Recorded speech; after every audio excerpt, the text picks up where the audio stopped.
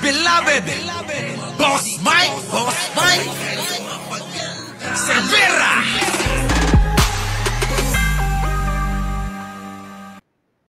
Ha, mga boss. Yung sinasabi nga ni ni Digong nyo na naku, maraming umaalma. Ito na nga ba yung sinasabi ko sa inyo? Na talagang etong etong grupo ng mga Duterte ay talagang wala na. Oh, lusaw na eh. Tingnan nyo, panoorin nyo to, ha? Ng 99% na Mindanaoan, Digong. Mm.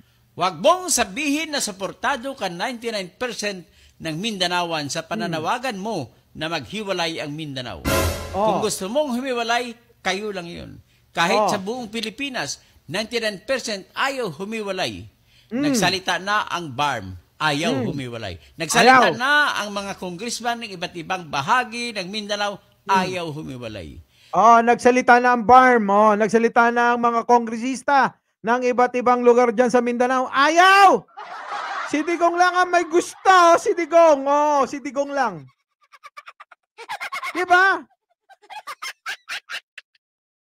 Ay, nako na naman, diba? Sabi ni Ninang Lilito, paya na naman. Alam nyo kasi yan nga yung sinasabi natin, na talagang hindi lahat sasang-ayon sa kagustuhan ng digong nyo.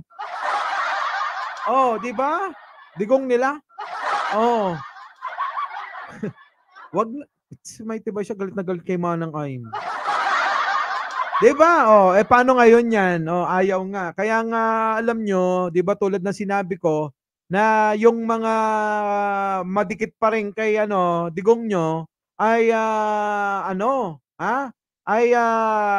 binabago yung statement. Ang sinasabi daw, dala na nga lang daw ng kanyang bugso ng damdamin. Sabi ni Pinay from DC, I am originally from Cagayan de Oro City at pinagtatawanan lang namin yung plano ni. Diba? Sabi naman ni Muhammad, kung ano-ano na lang binabato ni Digong ninyo, umaasa didikit, kaso wala. Wala nga. Wala. Nananawagan ng simpatya. Pero wala naman.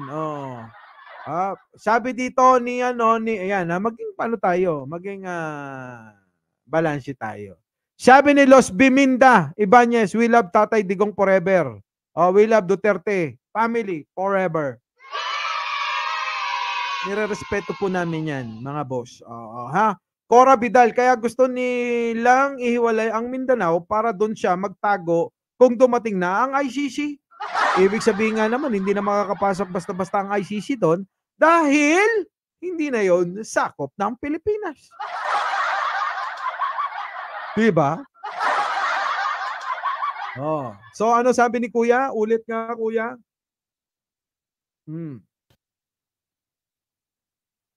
Kuya, pasok. Pasok, Kuya. Wala kang authority ng 99% na Mindanaoan, Digong. Huwag mong sabihin na suportado ka 99% ng Mindanaoan sa pananawagan mo na maghiwalay ang Mindanao. Kung gusto mong humiwalay, kayo lang yun. Kahit sa buong Pilipinas, 99% ayaw humiwalay. Nagsalita na ang BARM, ayaw humiwalay. Nagsalita na ang mga congressman ng iba't ibang bahagi ng Mindanao, ayaw humiwalay. Pagkatapos mong patayin ang 35,000 na Pinoy, malaking bahagi sa Mindanao, wala nang sasama sa iyo. Ang Mindanao na baraha ay ginagamit mo lang dahil malapit na ang warrant of arrest sa iyo. Sara, Bongo at Bato. Tumahimik kayo, Digong, Pantaleon Alvarez. Sa Pilipinas pa rin kami, kahit bagoong Pilipinas pa ito. Yun! Alam mo, gusto ko tong sinabi ni Kuya, Diba, no? Ang lupit diba? Ang lupit. Diba? Ang lupit talaga, diba? Alam nyo, etong mga ito, mga taga Mindanao. So, ibig sabihin, mga kababayan, tama yung sinabi niya na marami talagang hindi sasama, diba? Sa kagustuhan ni Digong ninyo na ihiwalay ang Mindanao sa Pilipinas. Sabi ni Roland Financial, gusto niya ulit maging presidente. Wag niyong awayin si ano. Si Los Biminda Ibanez, ha? Wag niyong awayin. Pambira kayo. Irespeto natin yung kanilang opinion. Kaya sinusulong, nagwala si Digong, wala ng papel ang mga DDS. Sabi ni Edwin Aribe, tama, no? Tama. Ulit ha, pakinggan nyo maigi, hindi ko puputulin ha. Pasok! Sniper 007, good evening. Wala kang authority ng 99% na Mindanaoan, Digong.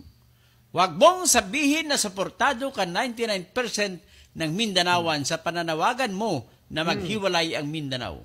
Kung gusto mong humiwalay, kayo lang yun. Kahit sa buong Pilipinas, 99% ayaw humiwalay. Nagsalita na ang BARM, ayaw humiwalay. Nagsalita na ang mga congressman ng iba't ibang bahagi ng Mindanao, ayaw humiwalay.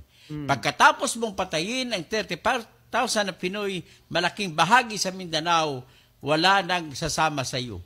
Ang Mindanao na baraha ay ginagamit mo lang dahil malapit na ang warrant of arrest sa iyo, Sara, Bongo at Bato. Tumahimik kayo, Digong, Pantaleon Alvarez. Sa Pilipinas pa rin kami, kahit bagoong Pilipinas pa ito. Kahit bagoong Pilipinas pa ito. Diba? Ayan ang solid, diba? Pilipino tayo. Pilipino. Matiisin.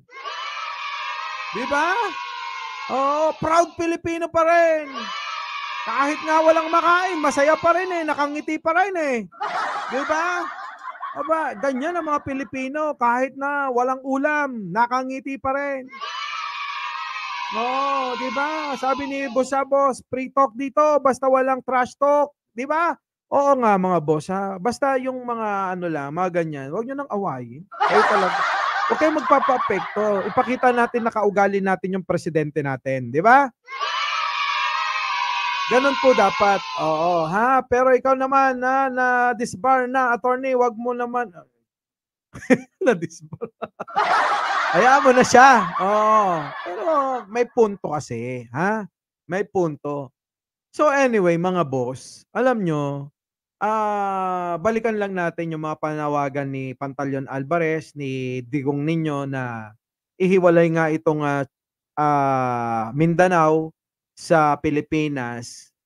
Yun na nga yun, malabong-malabong mangyari. Kaya nga si Manang Aimee, alam nyo naman, ulitin ko ha, alam nyo naman na alam niya sa sarili niya na hindi malabo na mangyari na ihiwalay.